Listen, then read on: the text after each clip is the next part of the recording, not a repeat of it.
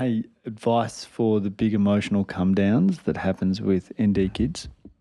Yeah, so I think my answer is the same for all kids. What do you think? If your kid or me has a big emotional experience? It's, chat to them and say, this looks like it's really tough for you. And then explore it with them after that. Yeah, so I think you just like, maybe a silly analogy, but you just want to create safe landing pads for them. Do you know what I mean? When they come down, they're safe, they're supported, they're comforted, they're validated, they're protected, they're soothed, all that stuff.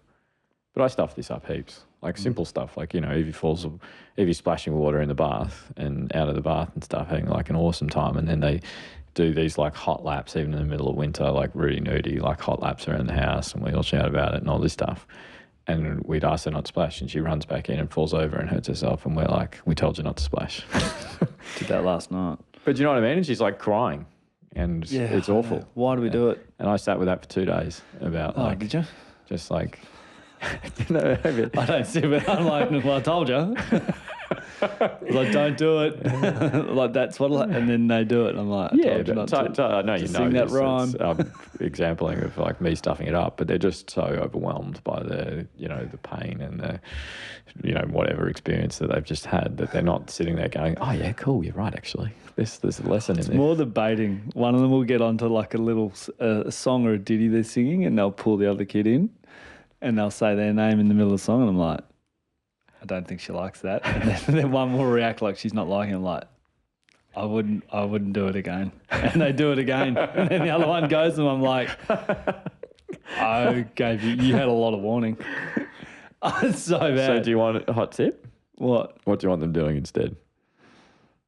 Oh, yeah. So instead of just putting your sister's name in that song, why don't you do this? How does it sound if it's my name? Yeah.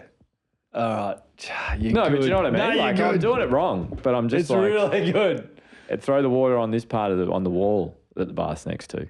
It's, it's a sensory component need in the kids playing with the water and having fun. Yep. But instead of saying stop throwing it out of the bath, it's like throw the water over here, make it even more fun than throwing it out of the bath. Give them the connection and the reaction around what you want them doing, and engage with them in it. It's a really good example. So be part of the song, mate. I know you've completely shot down and didn't laugh at all at my Little Mermaid plan, but maybe we'll do a poll whether the Little Mermaid's going to be part of the launch. This podcast is brought to you by Guiding Growing Minds, a social enterprise that aims to give all children the best opportunity to reach their potential and succeed in living rich and meaningful lives.